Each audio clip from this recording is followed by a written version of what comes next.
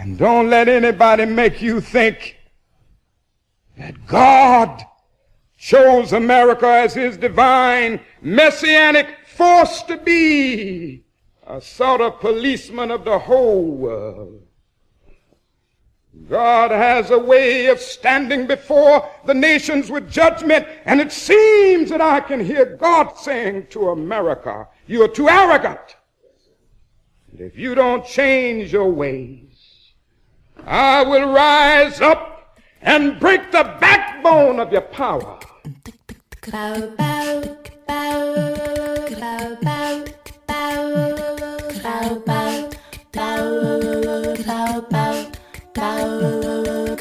Hotep, which in the language of ancient Egypt means we come with justice in peace. Welcome to Freedom Now, a Saturday Pan-Africanist and Internationalist World Affairs program. Freedom Now is committed to the principle of the rights of all peoples and nations to self-determination. We thank you deeply for your contribution to KPFK, which permits programs like Freedom Now to stay on the air. In this era of corporate acquisition and co-optation of all dissident media, we provide the microphone, challenging their corporate and racist point of view. So stay tuned for our agenda here at Freedom Now.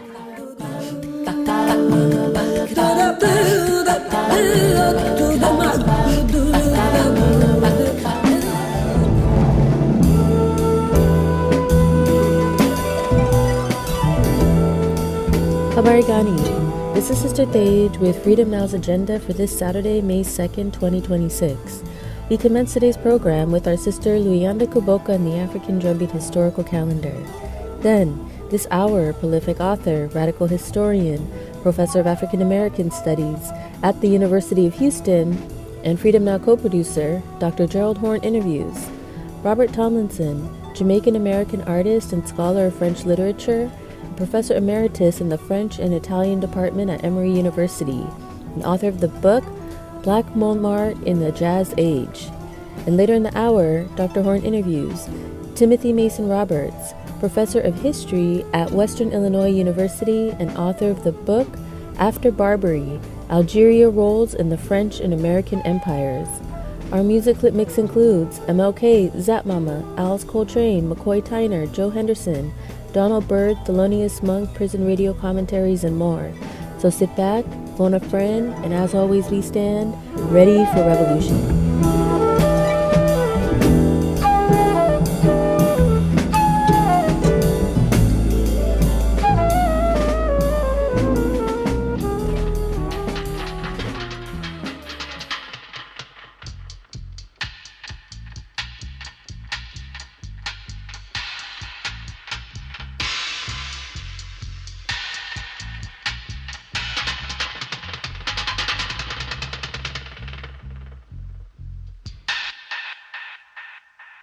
Welcome to the African Drumbeat Historical Calendar, where we acknowledge and praise up the names and struggles of generations of freedom fighters.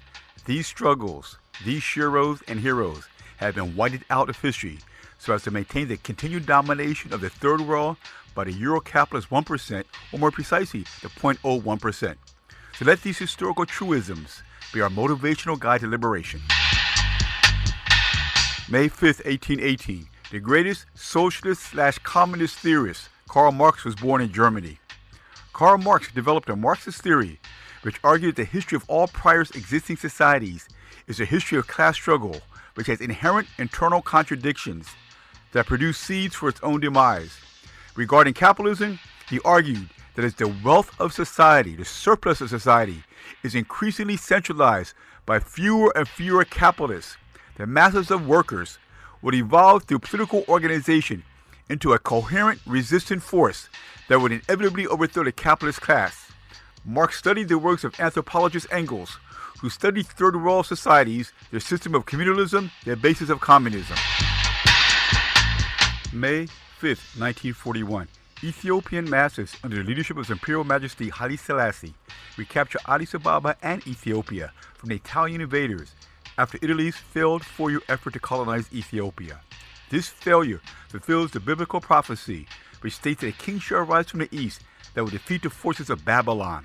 In the late 1890s, Ethiopia under Empress Tautu and Emperor Menelik defeat the Italians' effort at colonization, hence the reverence and deification of His Imperial Majesty Haile Selassie by the Rastafarian and reggae movements. May 5, 1971, 14,000 protesters representing civil rights, black power, brown power, and numerous European liberal and leftist organizations were mass arrested in Washington, D.C., 14,000 during the anti-war May Day demonstrations. May 5, 1973, the Popular Front for the Liberation of Sangonet, El Hamada, Rio de Rio Polisario was founded to fight for independent Western Sahara in Africa from Spanish colonial rule. May 6, 1812, Dr. Martin Delany, a Pan-Africanist, was born. He led expeditions to East and West Africa in the 1860s to help Africans in the United States, prisoners of war, former slaves, to return to their homeland. May 6, 1935, Franklin Delano Roosevelt, President of the United States, established the New Deal program, a series of programs that the federal government enacted to reform the banking system and provide massive state-sponsored make-work programs to combat the Great Depression, which caused the ranks of the Communist Party and other socialist movements to swell to 1.5 million card-carrying members and millions of supporters, as organized labor, organized farmers, organized students challenged the capitalist systems for demands for socialist policies. The ruling class fear of a U.S. Bolshevik-style Russian Revolution was a driving force for the New Deal movement. May 7, 1873, the United States invades and colonizes Panama. This sets in motion for the next 135 years. The U.S. using Panama as a military basis for launching covert wars against democratically elected governments in the Caribbean, Central and South America, including Grenada, Chile, Guyana, Cuba. The list is long. This includes every country in the entire hemisphere. In addition, these U.S. bases become major transshipment centers for the mass importation of cocaine by the CIA into the cities of the United States. May 7, 1952, Isabel Rosada, a Puerto Rican nationalist and heroic resistance fighter, leads the 1952 rebellion against the United States colonial occupation of her island country, Puerto Rico. She was one of the Vices 21, arrested in May 1979 for protesting U.S. naval occupation and bombing of their homeland. At the age of 73, she faced off against armed U.S. soldiers, throwing rocks at them symbolically. May 7, 1954, the heroic Vietnamese Revolutionary National Popular Front, composed of the people of Vietnam, defeats the French colonizer at Dien Bien Phu, signaling the end of French colonization in Indochina and ushering in the United States, which seeks to replace the French as a colonial power in Vietnam. May 8, 1970, the Chicago Seven are acquitted.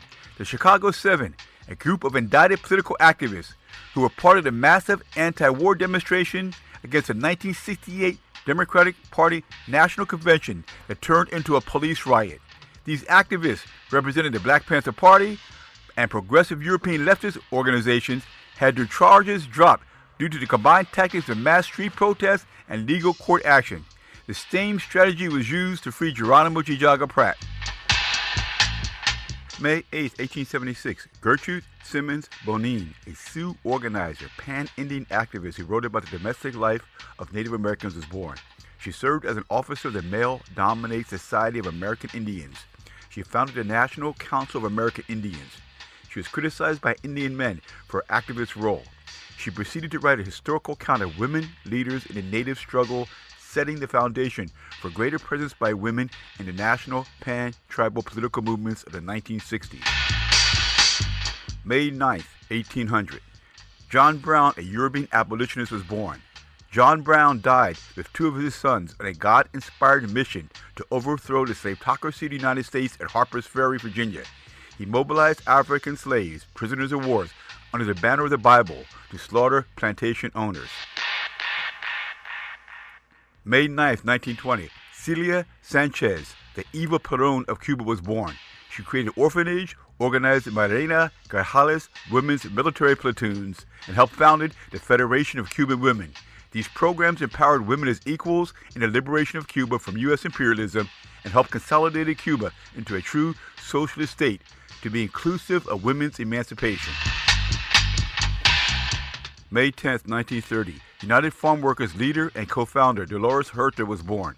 Ms. Huerta organized agricultural workers to demand better pay and working conditions in the face of the mafia-controlled grape vineyards and state politicians in the field of Central California. Dolores, together with Cesar Chavez and thousands of laborers, organized the most militant strikes in the 1960s in the U.S.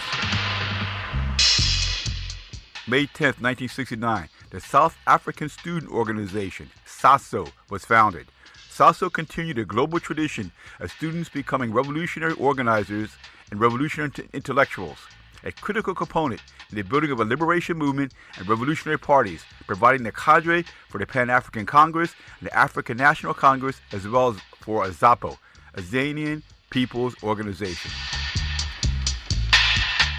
May 11, 1846, the United States declares war on Mexico after U.S. troops acting on presidential orders provoked a conflict by crossing into Mexican territory. May 11, 1981, Bob Marley, Pan-Africanist reggae, artist and advocate of African liberation and unity, crosses over. May 12, 1985, Wilson Goode, mayor of Philadelphia, authorizes the aerial bombing of the African Move headquarters of the Move movement headed by John Africa, which destroys 61 homes and kills several Africans. Police responded to complaints of Move's political education work, as well as alternative lifestyle and self-defense policy. May 12, 1928, Sam Njumo, president of SWAPO, the Southwest African People Organization, was born.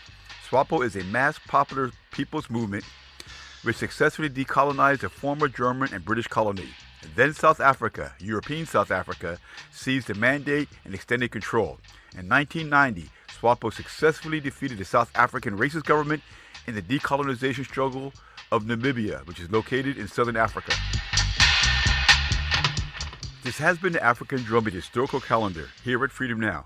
We encourage you, wherever you are, to join us in the Zulu chant of Amandla Awake 3 times, which means power belongs to the people, a chant made famous in the U.S. by the Black Panther Party.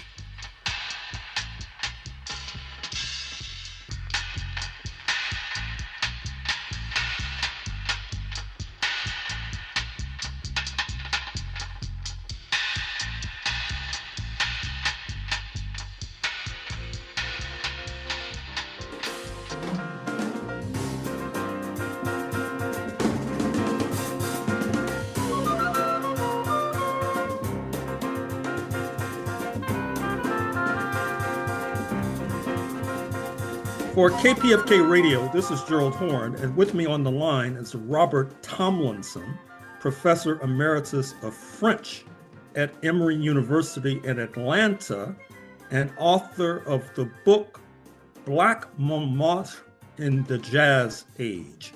Thank you for joining us on Freedom Now, KPFK Los Angeles, Robert Tomlinson. Thank you for having me. So, why did you produce this book? I live in Paris, and I started to become familiar or hear talk about Montmartre and Montmartre in the 20s and the jazz musicians who were working and living in Montmartre at that time. But then I started to read a little bit, and what I noticed was that a lot of the things that people were saying were not correct. And so I started to dig into it, and it grew into the book. So you deal with the Black experience in Paris principally. And my question is, do you have any estimate of the number of Black Americans, continental Africans, Afro-Caribbean folk who are residing in Paris during the time period that you study? As far as Afro-Caribbean and African, there were a relatively small number in Montmartre. Now, in other parts of Paris, there may have been. Where the We don't have, but in any case, we don't have precise figures on that. Where the African Americans were concerned, it is an estimate, but usually we talk about 200 perhaps. But the other problem with that is that people came and went. Some people came, stayed for a few months, went back. Others came and stayed for a long period. So it was constantly shifting. Mm-hmm. So what about Josephine Baker, a name our audience may be familiar with? To what extent do you deal with her in your book? I do deal with her, but not as much as with some of the other people, and precisely because she's familiar. Of all the people who were in Montmartre, she has had the most written about her. There are so many books about Josephine. The other people generally don't have any books written about them. So I was interested in looking at some of these people whose reputation hasn't lasted into the 21st century, although at the time when they were in Paris, they were well known, even back home. I think we know a lot about Josephine. If you have a specific question about her, I would be glad to try and answer it. The other thing about Josephine is that she came late. She came in 1925. By that time, the whole scene had already developed. And she also didn't really stay long. Let us say very quickly, she expanded her horizons beyond Montmartre. There's really only a period of about 2 to 3 years when she was really in Montmartre and functioning and living in Montmartre. Mm-hmm. Talk to us about some of the Black jazz figures in your story, including Sidney Bechet. Well, Sidney Bechet is another person who actually, he came in 1925 with Josephine. He was playing in, providing music in La Revue Negre, and Josephine was singing and dancing. But he left shortly after 1925. He toured a great deal in Europe, but he wasn't in Paris. He did come back in 1928, and that's the period that we know of, 28 and 29. Towards the end of 1928, he got into a shootout with another musician less well known than he, named Mike McKendrick. He was a banjoist. And they shot it out in the street, wounded some innocent bystanders, and they both went to jail, spent a year in jail, and then Bechet was expelled from France. And he didn't come back after that, as I say, after 1929. He didn't come back till after the Second World War. That was a whole different story. He was, at that time, was welcomed back, and he became a very beloved figure in Paris. But the truth is, he didn't spend very much of the decade that I was interested in Paris. Mm-hmm. What about Eugene Bullard, who our audience may be familiar with in terms of his being a boxer, an aviator, etc.? Yes, he was. He was an incredible person. He was a boxer. He was an aviator, the first black aviator in the French Air Force. He couldn't fly in the American Air Force because they wouldn't have him. They wouldn't have a black man. But he was also a vaudevillian. Very young, he was working with Belle. Excuse me for the name of her group, but Belle Davis, she was an entertainer. Belle Davis's pickaninnies, and he was one of the pickaninnies. At that time, he was quite young. So he was a very, very, very interesting person.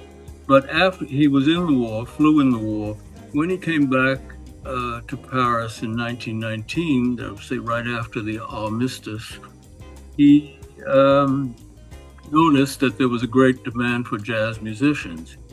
So he wasn't a musician really, but he learned to play drums, and he started working in several clubs in Montmartre, in what we would call a southern suburb of Montmartre. Let's say a few blocks lower than what we usually call Montmartre, which is Pigalle. But that was a street called the Rue Montmartre. But in fact, most of the jazz activity began in the Rue Montmartre and only moved up to Pigalle, or sometimes called Lower Montmartre. And but then he started managing.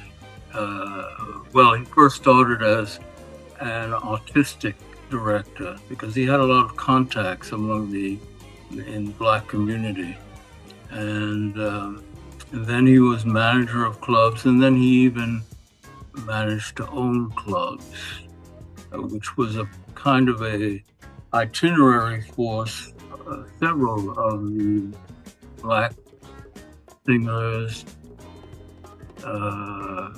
musicians who moved from being hired help into being managers and owners. That's the interesting story that we tell in the book.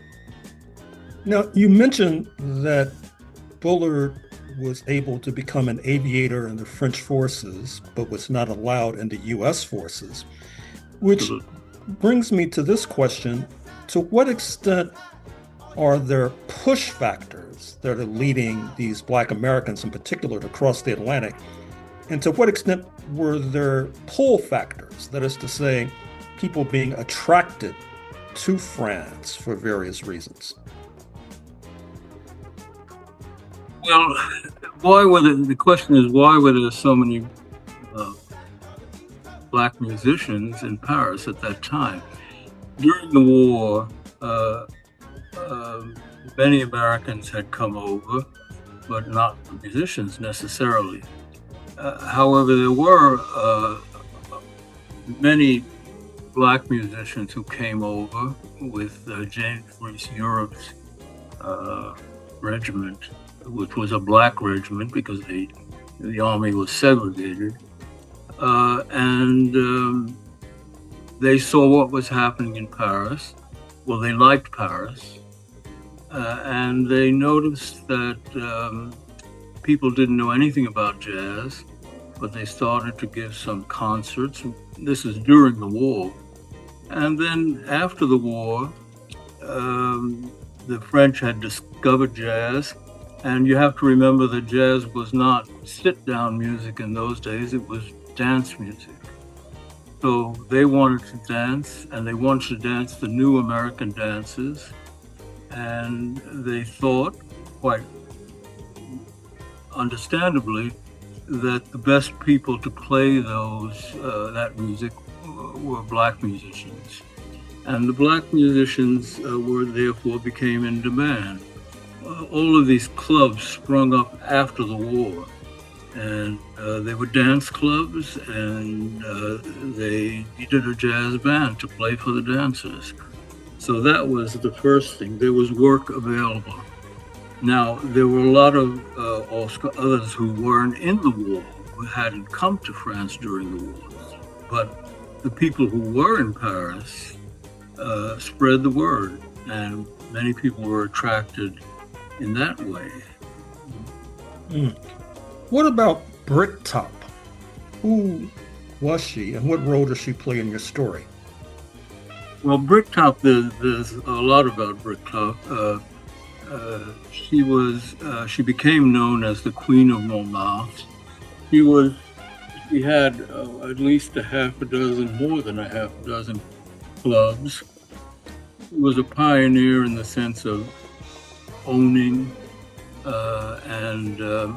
first managing and then owning clubs. had had already an extensive career back in New York. She had worked in Harlem with some of the well-known clubs like Connie's and the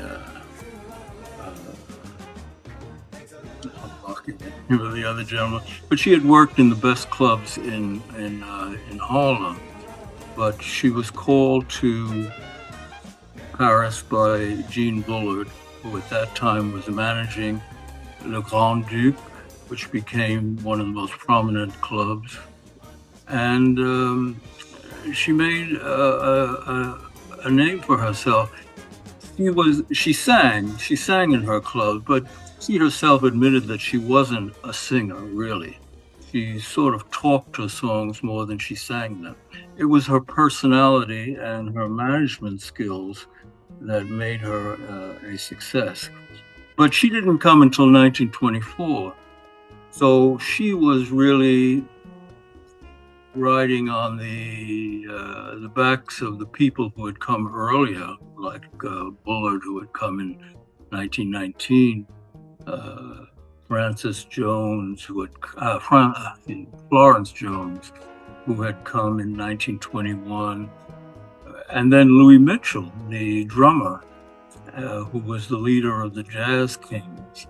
He had come in 1917, so she was relatively late, and she benefited from all that had been done before that had been put in place in terms of the Black community and the way they functioned and the way they had succeeded in Paris. Do you recall where she was born in the United States? She was born in Virginia. I can't remember the name of the town.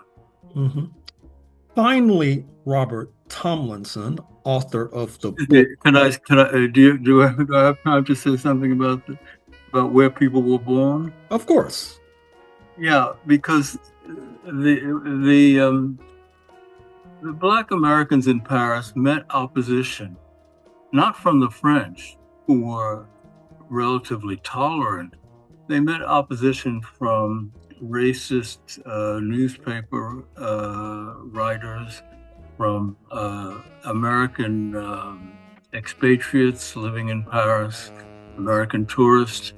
And one of the things that they commonly would say about a Black entertainer was that they came from Alabama, which wasn't true at all, because according to them, everybody came from Alabama. Why did they say they were coming from Alabama? Because Alabama was the cotton state. Alabama was a kind of code word for the old plantation, and it was a way of putting them back into that devalorized space, the old plantation. So, but no, they came from many different places. She was from Virginia. Mitchell came from New York. Florence Jones came from Connecticut, and so forth. Mm-hmm. So why didn't more of these Black Americans migrate to London, for example? There would not be the language barrier. Or was there something that attracted them to Paris alternatively? Well, you know, one of the big in the dance clubs, one of the big hits in the dance clubs in 1919 was a song called "How You Gonna Keep 'Em Down on the Farm After They've Seen Paris," and that about sums it up. Many of the people who came to Paris, as I said, during the war, after they had seen Paris, after they had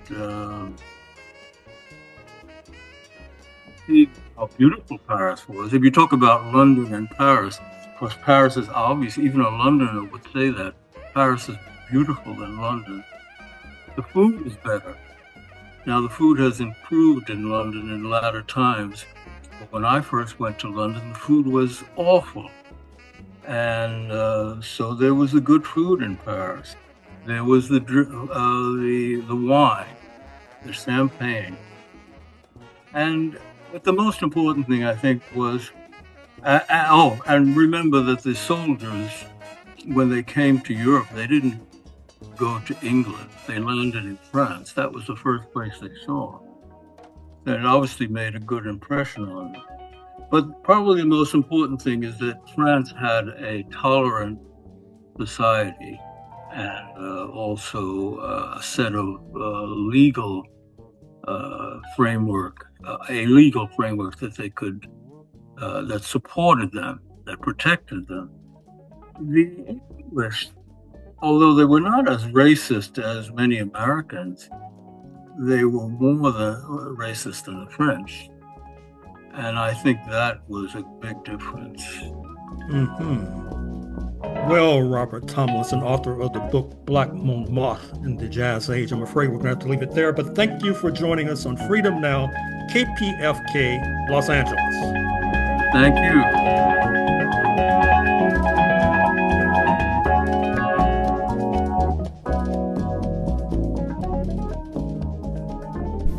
This is Sister Flora, and you are listening to Freedom Now at KPFK 90.7 FM in occupied Mexico, including Los Angeles, 98.7 FM Santa Barbara, 93.7 FM in San Diego, and streaming live on the web at kpfk.org.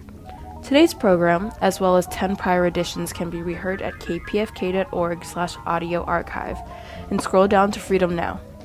For a truly alternative international perspective on world affairs, check out RTTV Russia, CCTV China, and online at Presna, Latina Cuba Telesur Venezuela, News 24 South Africa, and Press TV Iran.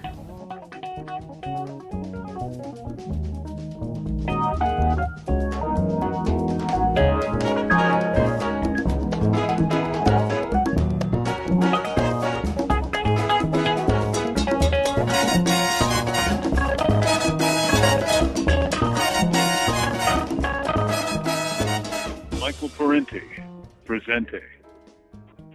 Michael Parenti was a wonderful writer, for his work was peppered with wit, insight, and a deep well of learning.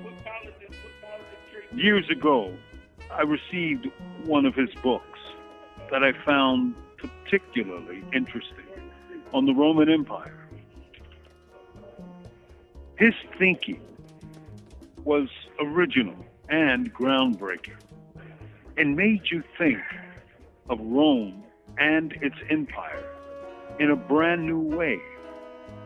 I got a letter from Michael, and he remarked that he had heard from a bunch of writers and interested persons that he hadn't heard from before. As I said, his writing was quite brilliant, for he didn't hesitate to question the ideals and perspectives of more traditional scholars, especially as regards pro-imperial thinkers and writers. As a Marxist and a son of the working class, Parenti always looked at princes and kings with disquiet and kept his eye on the rich and the powerful. He taught at least a half a dozen universities all across the country, and I know that he thrilled them as much as he thrilled me when I read his writing. We welcome his coming, his signal brilliance, and mourn his passing after 92 springtimes in America. Thank you. With love, not fear, this is Mumia Abu Jamal. These commentaries are recorded by Prison Radio. We will now continue with historian Professor Dr. Gerald Horne.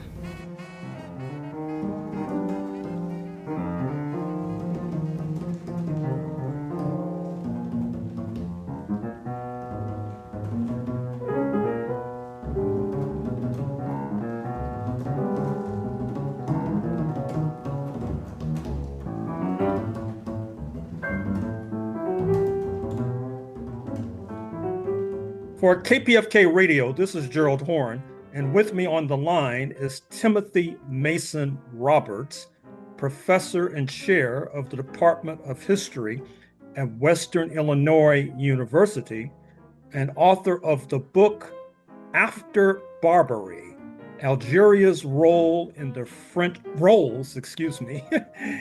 the French and American empires. Thank you for joining us on Freedom Now, KPFK Radio Los Angeles, Timothy Mason Roberts.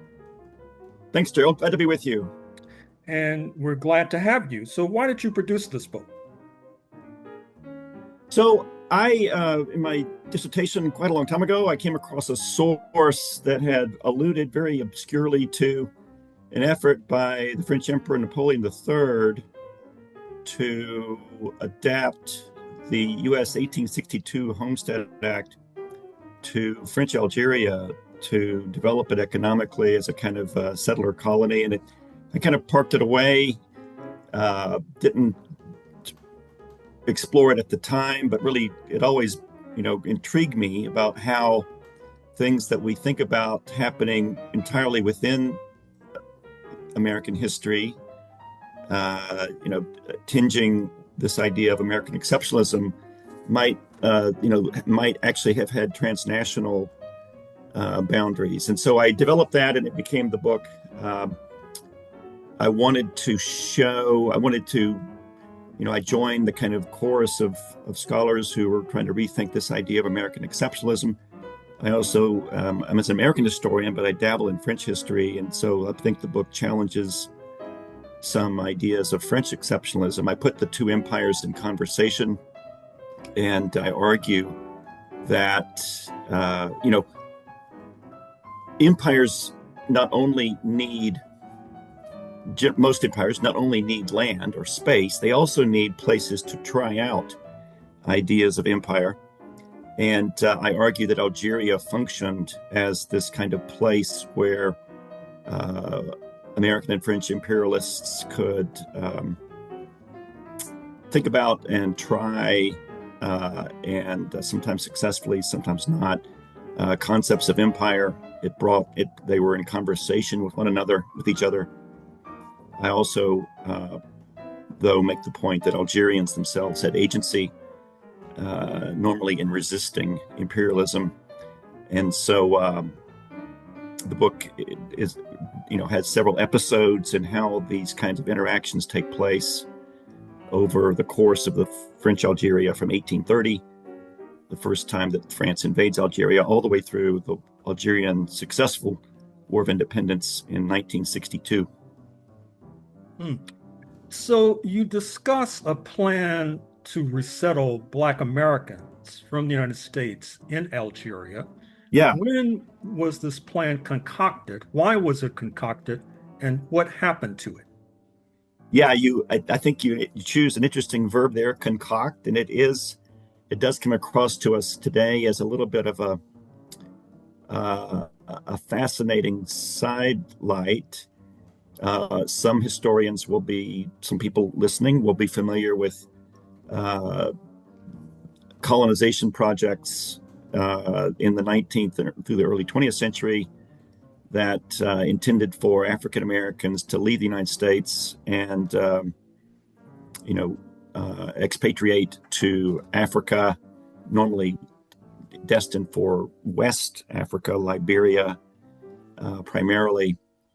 This was a concurrent, or perhaps maybe slightly earlier, idea of expatriating African Americans.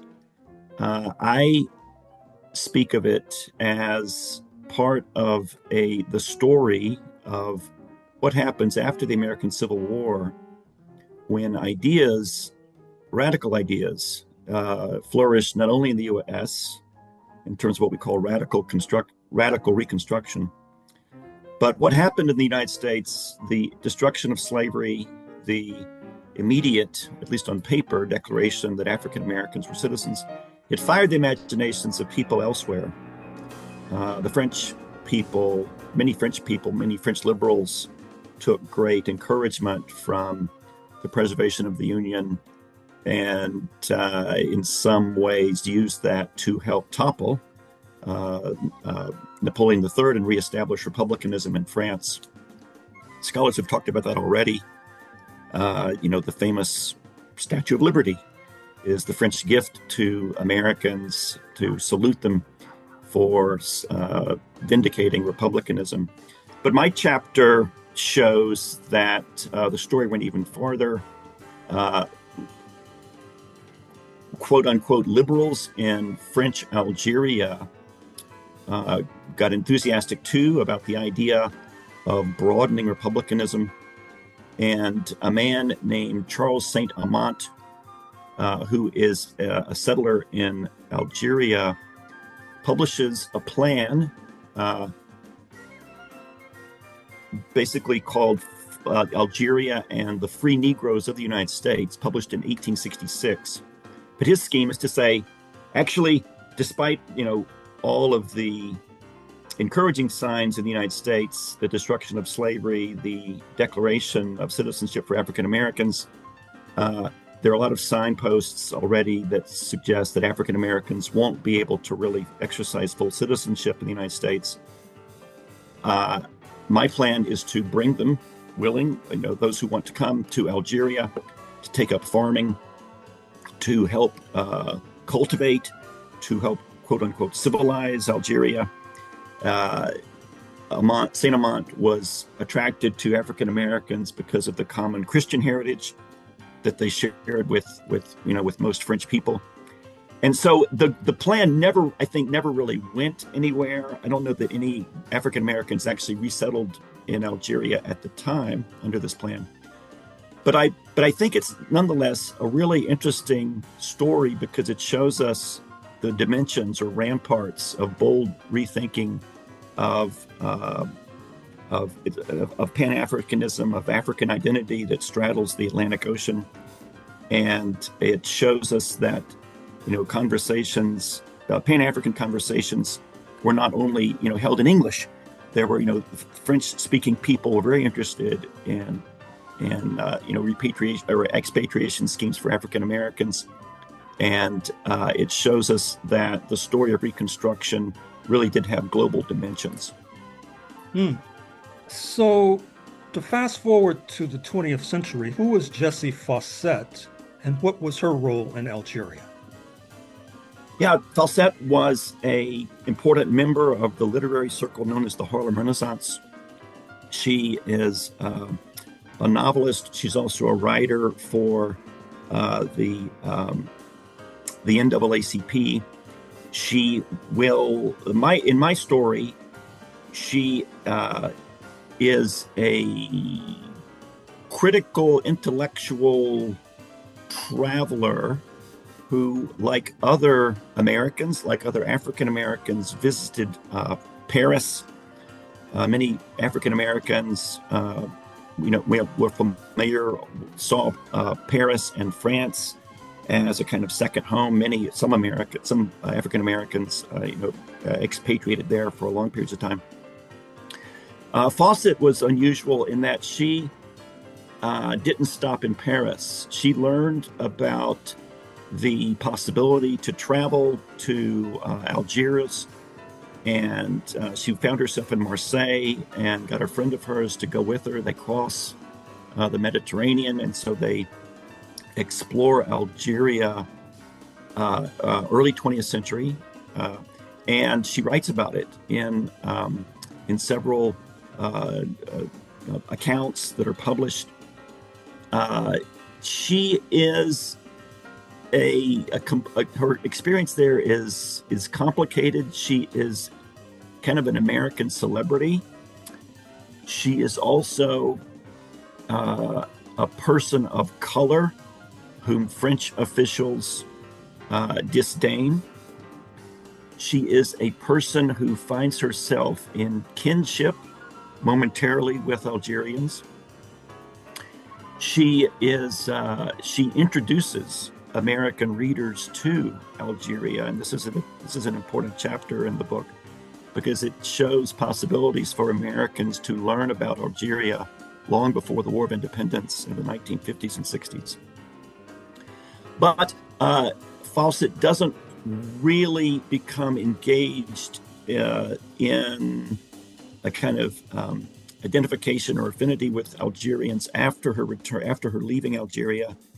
It was kind of a romantic kind of experience for her. She will later write about her experiences abroad and really focuses on her time in France and not Algeria. But again, this is a moment in which there are Americans, particularly African Americans, who are learning about French Algeria and, are having to grapple with the extent to which they identify with the Algerian people. One of the themes in the book, especially in the last chapter, is how African Americans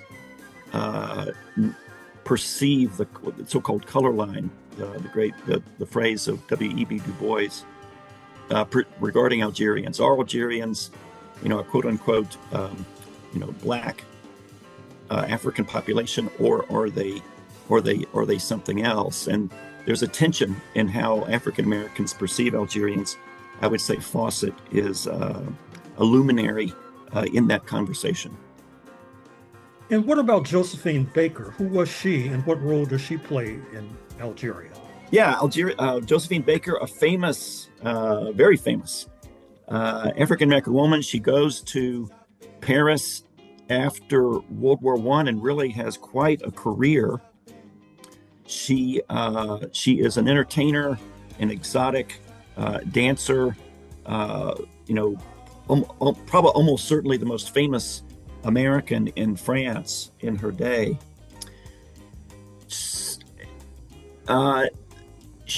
I position her as, again, an African American kind of cultural figure, an intellectual who expatriates to France. A lot of African Americans who have the means to do so see France as a place of refuge where they are treated more fairly, more openly, with more dignity than they can expect in America, which is in the era of World War I is beset by race riots with there's Jim Crow spreading in the South. France is perceived as a kind of a safe haven where they can be treated with dignity. A lot of African American writers will do this. Baker is like that, and so I portray her as a kind of ironic figure. She is a person who salutes France for its openness, for its civility, for its offering of true conditions of equality to African Americans. I argue, she misses the reality. The other side of the story is that the French have colonized French Algeria and treat Algerian people as at kind of best second-class citizens. The conditions of Algerians at this time are analogous, at least, to the conditions of African Americans in the United States. They face discrimination. They face denial of economic opportunity. They face a kind of separate legal system. And so Baker is one of these Americans who, for all of her importance as an American who is pursuing her opportunities that she can get them abroad, and is trumpeting democracy, is trumpeting French republicanism, doesn't quite see the complexity, we might say, of France, of imperialism, and it's the kind of underbelly of French democracy is its denial of true democracy to people of color who are under the authority of the French flag. This is Algeria. Of course, France has quite a large African empire at this time, but my focus is on Algeria. Algeria is not a colony. It is technically is an integrated part of France that begins in 1848. It's a department of France. And so again, I think the irony is quite richer to think about in terms of how Algerians who are within, who are within the view of somebody like Josephine Baker. She doesn't quite see the complexity of supposed French democracy that she herself benefits from. And what about the Black Panther Party? What was their role in Algeria? So, yeah, the Black Panther Party, a nationalist party, a militant civil rights group in the United States, shall we say, that forms in the 1960s as part of the great civil rights turmoil of the 1960s. The Black Panther Party does not subscribe to, the emphasis on nonviolence of Martin Luther King. A militant group that advocates for black self-protection. The Black Panther Party important for instituting the importance of black history, of African Americans to know black history, to understand and not only tolerate but to embrace black culture. The Black Panther Party really latches on to the Algerian independence movement. The Algerian War for Independence begins in the early 1950s. It's a terrible war that is fought both in Algeria and in France. In Paris itself, there are the so-called Café Wars in Paris, when Algerian nationalists use terrorist acts to kill civilians in France to bring attention to the Algerian plight. The Black Panther Party very much, some of their leaders very much identify with Algerian nationalists. They see, again, the analogous struggle against French authority and in Europe and in Africa, and the Black Panther struggle, African American struggle in the United States for autonomy, for sovereignty, you might say. And some of the Black Panthers go to French Algeria to live. They set up a headquarters, an international office of the Black Panther Party in Algeria in the early 1960s. And when the Algerians get independence, it's a kind of vicarious victory for the Black Panther Party. They see a momentum, a kind of Pan-African, the triumph of Pan-Africanism, you might say. So again, this is a moment in which American struggles over civil rights, over representation, over identity have transnational dimensions. The irony, again, is that once Algeria achieves independence, the kind of the magnetic aspects of what the Algerians are doing is kind of fizzles, and the Black Panther, the role of Algerians for the Black Panther Party goes away. The Algerian government expels some members of the Black Panther Party, and that moment of kinship, of trans-imperial solidarity has a window. It exists only when French Algeria is a part of a struggle against imperial authority. Once the Algerians become independent, once they start making their own identity as, do they consider themselves Africans or as, a Middle Eastern people, these kinds of complications, again, in some ways thwart possible identification between them and, Americans who had seen themselves like the Algerians in some respects. Finally, Timothy Mason Roberts, author of the book After Barbary, Martin Luther King in 1962 confers with Ben Bella, then leader of independent Algeria in New York City. Give us a snapshot of that meeting and what it portended. Yeah, this is a really high-profile meeting. It happens as King is, I think, kind of at the height of his celebrity, of his leadership. It is a moment in which the extent to which, opponents of civil rights will commit terrible violence to intimidate King, to act against African Americans who are in his wake.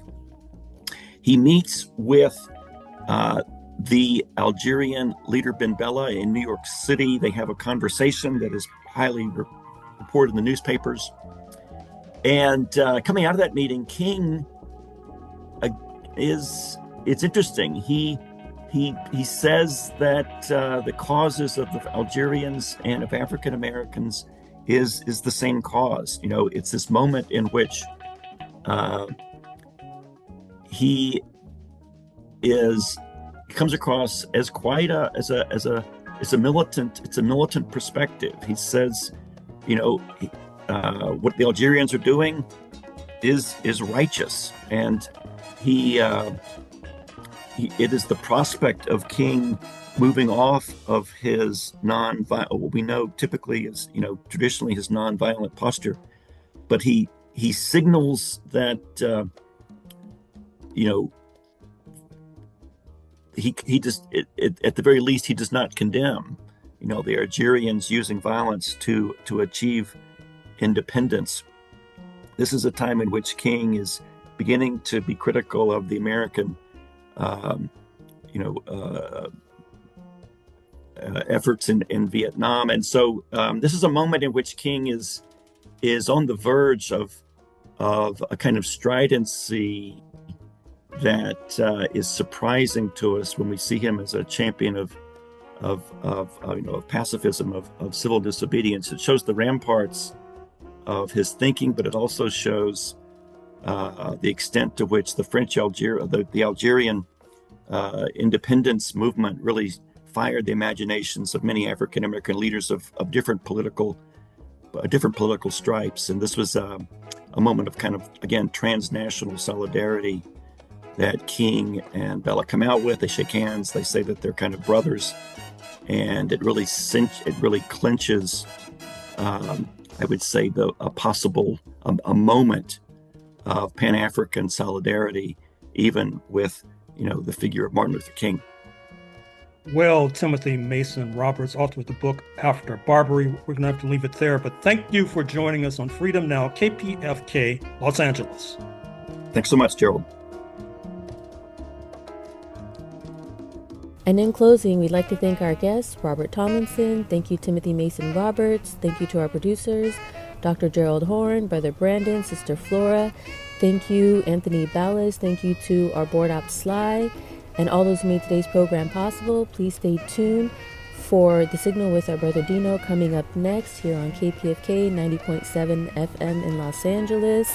Signing off for Freedom Now, this is Sister Thage, and until next week, as always, we stand ready for revolution.